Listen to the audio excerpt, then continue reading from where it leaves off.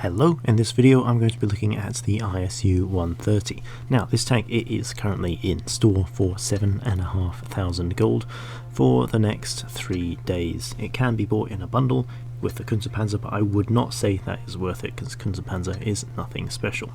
If you're going to buy this tank, just get it for 7,500 gold on its own. But yeah, anyway, ISU 152. Sorry, not 152, 130. Don't confuse this with the 152, they may look very similar, but they play different. The 130, now this is a very interesting, very unique tank, and in my opinion it has the most comfortable combination of alpha damage and DPM in the whole game. There's nothing quite like this anywhere else in the entire game that does just such high alpha damage in such a short amount of time. And to combine with the fact that it has very high base DPM, you can put on tungsten shells to give this tank, well, combined with adrenaline, to give this tank almost 5,000 DPM. Sure, it's only for like 15 seconds, but for those 15 seconds you are a super dangerous tank, and you'll see it a bit in the gameplay later. But let's actually talk about the ISU itself. There is going to be, well, there already is a review on my website if you do want to check it out. But you can see here it doesn't really have any armor. This is facing 185 AP. The only areas which you'll bounce off are these sort of auto ricochet angles or the edges of the gun mantlet, which is kind of similar to the Tech Tree ISU. Now, the ISU is based on an IS hull, so you do actually have 90mm of side armor, which means if you shoot the track there, it is not going to penetrate and it will bounce off. But just shoot it anywhere else and it won't bounce. So yeah, ISU doesn't really have much armor, to be expected. Next, the gun. This thing mounts a 130mm gun, as shown by its name. It has AP, HE as its ammo. Now, this premium AP is pretty special because it's kind of like Hesh, where it has less penetration but much more damage than your standard ammo. So when playing this tank, you kind of have to treat the premium ammo as your standard ammo because, well, it does more damage. But yeah, this tank has 245 standard penetration, 215 on its premium, and 65 on HE. Very normal HE and very normal AP. The premium AP is actually very good penetration. You may think, what? Very good? What do you mean? But it is actually quite good, because this kind of premium penetration, you have to compare it more to tanks like the G-Saw or the G-Row, which have also got similar kind of premium, which does more damage than the standard penetration. Sorry, standard ammo. And in this case, the premium does do 215, which is kind of like a same tier heavy tank, which the G-Saw and the G-Row don't do. They do much less penetration, around 170, so 215 is actually pretty nice, and you don't struggle to go through armor for most cases, especially if you load premium ammo, you'll have no issues. So, very good alpha, 530 on premium AP, 460 on standard, and 600 on HE. Most of the time you won't be using that HE because it's just not a big increase over the premium ammo. But to combine with 530 alpha, you have a 9-second reload. 9 seconds is so fast for even a 460 alpha gun, but you get 530, which gives you 3,500 DPM on premium AP. That is not factoring in adrenaline, that is not factoring in tungsten shells, which both boost up your DPM even more. With adrenaline, it goes up to 4,000, and with tungsten, it takes it up to 4,700. So, insane damage capabilities for this gun.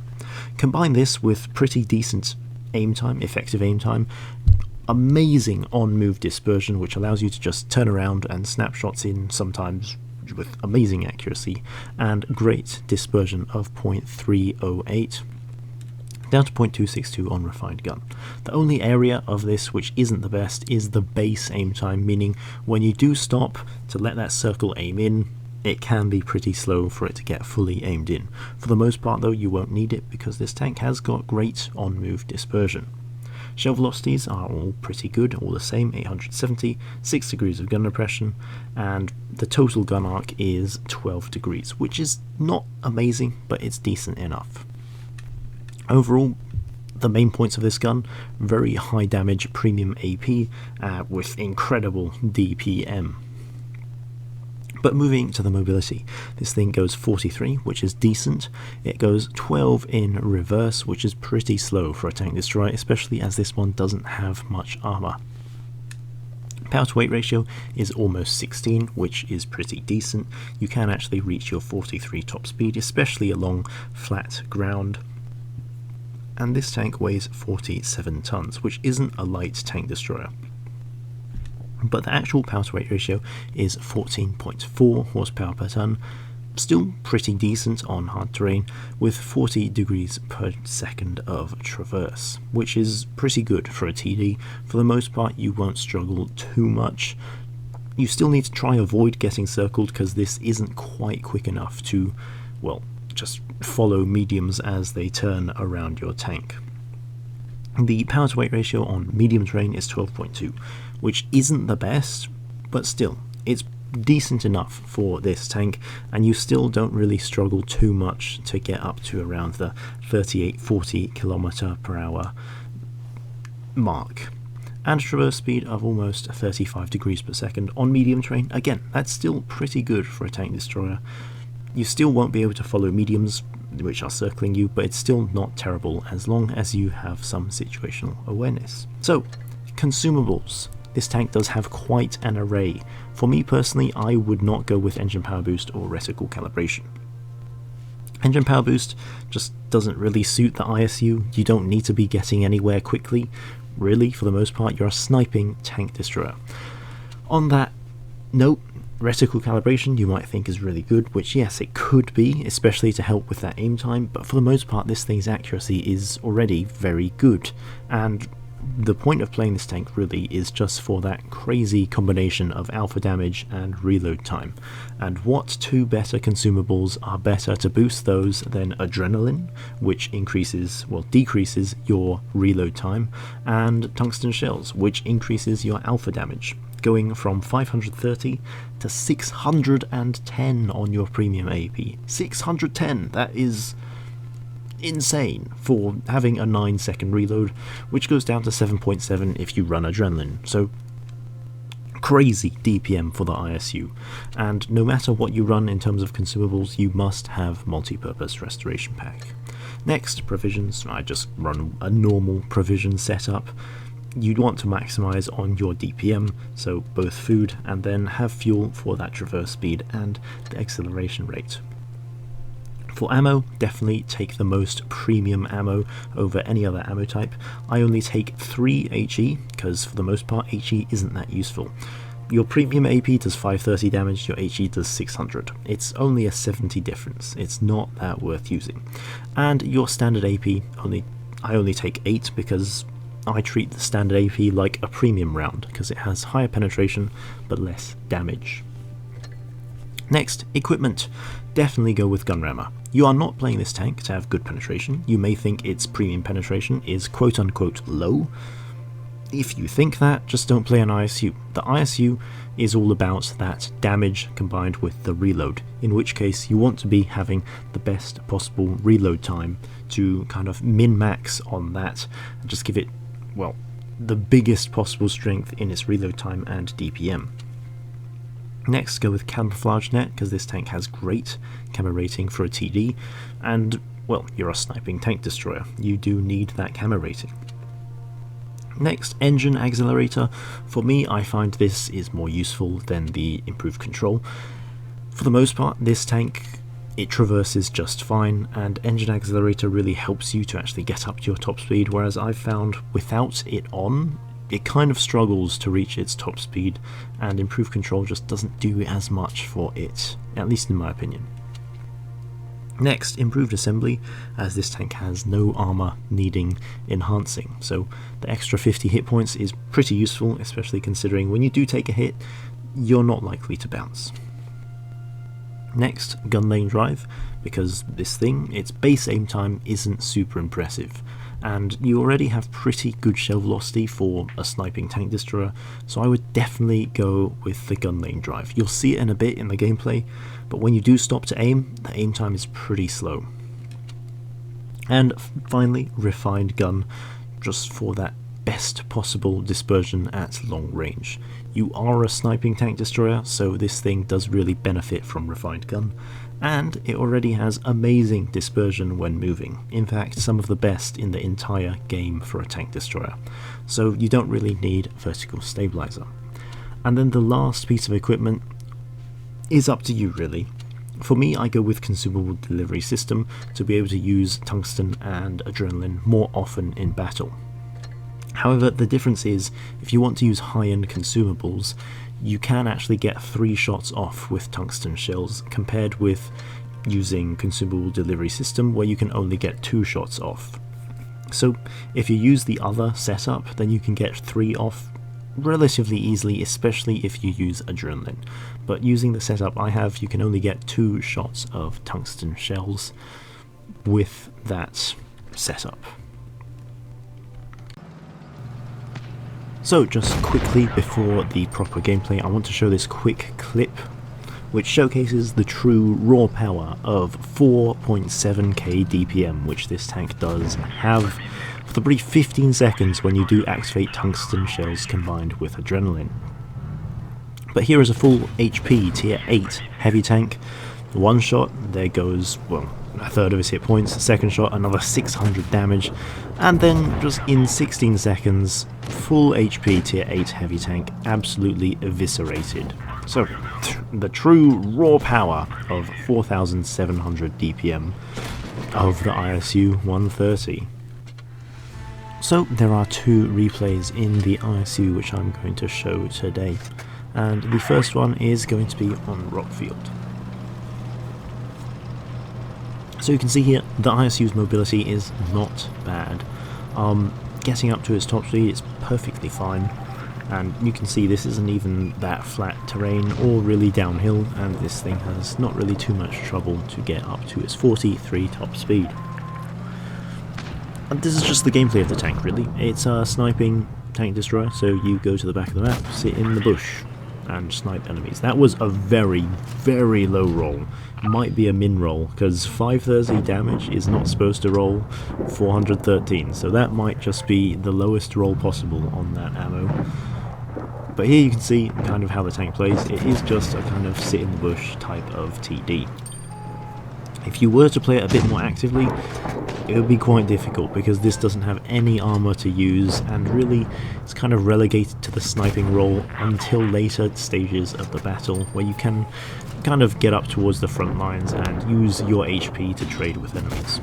But hey, look, ISU 152, I just half healthed him and I out reload him by like 3 or 4 seconds, so yeah, goodbye. Full HP to none in just, what, 8 seconds? Very nice. And you can see now the battle has progressed. I am moving up to the front now because, well, the game's ending in just a few seconds and I've got to make sure I get my damage.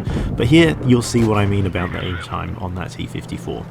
Sure, the dispersion there was a little bit unlucky with the RNG, but you could see that the aim time, it's not super quick. What makes this gun accurate is the dispersion when moving and the dispersion, well, when stationary. When you do have to stop to aim, the aim time is not super quick.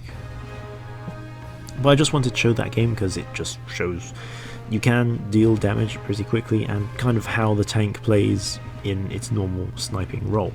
The next battle will be a bit more interesting in terms of what happens, but that's just a pretty ordinary battle. In a lot of the games I found the ISU kind of gets like 2,800 to 3,500 damage just because, yes, you've got crazy DPM, but enemies are limited, and the amount of battle time that you have also limited. And as a sniping tank destroyer, you can't exactly go to the front lines and make yourself that damage. The damage kind of has to come to you. But on to the next game. So this next battle is from a while ago, but that doesn't change anything because the tank hasn't changed in the last few months. Still the same good old ISU 130, and this one is on Dead Rail, the perfect sniping map. So this battle, it does get a little bit more interesting towards the end, but of course starting out, again, take up a sniping position in this tank, because that's just how you have to play it. Unfortunately, this tank doesn't have any armor to use, otherwise it would genuinely be crazy broken. because this gun is actually insane. But you do have to play it a bit carefully due to the fact it doesn't have any armor, so taking up a position far from the front lines where you can be hidden and kind of pick off your targets is ideal for the beginning part of the battle. So, just sitting towards the back of Dead Rail here. Unfortunately, it doesn't seem like any heavy tanks are going to the normal heavy flank, so I'm going to have to snipe towards the medium side, the top of the hill. However, you will see our two top tier mediums and an Emil-1 are sitting in tank destroyer positions, which is just wonderful. Now, this shot is a little bit unlucky with the RNG. You can see that it does go slightly low and goes into the tracks of the VK. Again, not really anything to do with this tank's accuracy, it's just bad RNG there. And then that second shot on the Borrasca was just bad aim by me, really. No excuses there. But now you can see there's a lot of tanks on this side, so I'm going to have to retreat soon. Fortunately, I do get one nice shot on that Smasher, dealing almost 550 damage. But now, Borrasca coming in front. I don't use the tungsten just yet, so I'm saving that. And I do 540 damage to the Borrasca. But you'll see here, I get spotted, and then immediately I just take a bunch of damage, and now I'm basically down to a one shot for the majority of the tanks on the enemy team. So I do reverse out of there. You can see the slow 12 km/h reverse speed, but fortunately I do get out of there, and now I'm going to have to relocate to, well, hopefully save this flank, because the mediums are just rushing in. So I'm going to go towards the middle of the map, and again you can see mobility of this tank is perfectly alright for the role that this thing plays. And now just turning around to try hopefully finish off the Borrasca, but I'll take an LT-432. Bit of a low roll, 450 damage, and the LT unfortunately does notice me. But luckily, with his very low penetration, I think he bounces off the gun mantlet, which allows me to survive. And you can see there, good use of the tungsten shells, because the standard damage of the premium AP is 530. With tungsten it goes up to 610, which just about allows me to finish off the LT, which I believe was on 580 health. But now it's down to a 3v3. Our Progetto is not long for this world, so I decide it's probably time to go. And because this tank does have very good camo and a very potent gun, when you sit in a bush and have long lines of fire in front of you, you can do some devastating damage. Of all sniper guns in tier 8, this is probably the one you want to have in front of you the least, because it just deals so much damage so quickly, and it hits so hard, so it's not even like you can really damage trade or DPM trade with this thing, because it just outdoes you in both. But now, fortunately, our Emil pushes forward. Perfect, he's going to spot for me. So the Pantera is spotted. I do switch to standard ammo because I was running out of the premium there, and he goes down. 4 HP, not the biggest amount, but still, it's a gun out of the game. But now we're just waiting. Hopefully the Emil will manage to spot the enemy heavy tanks, full HP VK, and activate the tungsten. 630 damage, very nice. And then in another 8 seconds we are reloaded again, ready to go for another 600 damage, but unfortunately the VK and Smash are both behind cover, so I can't shoot them. But this is just, well, this is just how the tank plays, right? Especially when you are low on hit points, you can't really be playing too actively, as it's just a roll of the dice if you get taken out or not. Another 560 hit points into the Smasher. Now taking him down to a one shot. Hopefully we can get one more shot on the VK. And yes, 520 right there. So now the VK is down to a 2 shot. So the game went from looking, well, pretty much like a loss to being pretty winnable now, with quite a healthy Emil-1, and, well, I'm still alive to provide him support. Unfortunate there, I just shoot as soon as the VK becomes spotted, which is annoying, but oh well. Hopefully the Emil won't push in and just die to the VK. But the VK comes forward once again, and I do manage to get one shot there. You can see the banner saying 4917 there, as that shot does, I think, 600 something damage to that VK. But now seeing the Smasher cap, I don't know whether the Emil will be able to get there in time or not, so I'm going to push forward, hopefully try finish the VK and then get into the cap to interrupt the Smasher. Fortunately though, Emil finishes the VK, and now we just have to interrupt the base before the Smasher caps. And it should be fine because he's on 100 hit points and there's 2 of us. But now I'm just going to push right in despite being a one shot because our Emil is on 1200 hit points. We should have this no problem. Unfortunately I bounce, fortunately he misses, and then our Emil finishes the kill. So very nice. But yeah, that game just kind of shows the sniping gameplay of the tank. Was kind of active towards the middle of the battle, but you know, for the most part it was sniping, and that's kind of how this tank plays. It works best at long range just because you don't have the armor to really be playing a front line or second line kind of role, and if you did, you have to be playing pretty carefully and pretty well to be able to make that work very effectively. So the ISU 130, is this thing worth 7,500 gold?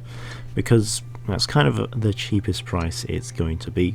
Unlikely kind of tank to appear in auctions, and at the moment 7.5 does just seem to be the standard tier 8 price. So is it worth it? Well, it is very unique. It's really the only kind of tank in the game, I would say, which has such a extreme alpha damage DPM combination. No tier 10 quite reloads as quick and does as much damage tier for tier as this thing can. Like 610 damage in 8 seconds, sure it's only for 15 seconds, with tungsten and adrenaline on, but that's brutal. You saw how quickly that VK was taken out in that clip. And then even without the consumables, you do 530 alpha in 9 seconds, which is crazy damage for a tier 8 tank. I just find it is super unique, and there's nothing else which really feels like the ISU 130 in the whole game, because that damage just hits super hard, but then its reload time is fast as well. There's nothing really which can compare to this type of gun. So I'd say from a unique aspect it is worth getting, especially if you do like sniping tank destroyers, or at least, you know, support tank destroyers. If you don't like sniping tank destroyers, I would say probably don't get this tank, just because it's pretty hard to play on a second line kind of support role, just because you don't have a turret, you aren't super quick on traverse, and you don't have much armor to use, so it would be pretty challenging to play it in a kind of support second line role compared to just sniping at longer ranges, and then coming up when the battle is kind of progressing and supporting your team then to use some of your hit points and of course your big alpha damage to help out the team only after the battle has progressed a bit. But yeah, I find this tank personally, it's quite enjoyable to have both a high alpha gun which is really accurate and, well, quick reloading. I find it pretty enjoyable to play, pretty unique compared to other tank destroyers, and for me personally, that's worth getting. If I didn't already have this tank, I would still spend the 7,500 gold to get it, and don't think that's just because I have tons of gold, because this isn't my account, this is a press account. But yeah, for me personally, I would say if you like sniping tank destroyers, if you kind of like, well, ISU 152 kind of gameplay, but just a bit different, then this thing I think will be pretty enjoyable for you. Because compared to the Tech Tree 152, it's much more accurate, much more mobile, has a lot more hit points. The only thing it kind of loses out on is that pen, and the 640 alpha to the 610 of this thing with tungsten, it's not really a massive difference. But yeah, that is it for the ISU 130. Let me know what you guys think of this tank, because, well, 4.7k DPM in tier 8, that is quite something. But yeah, thanks all for watching.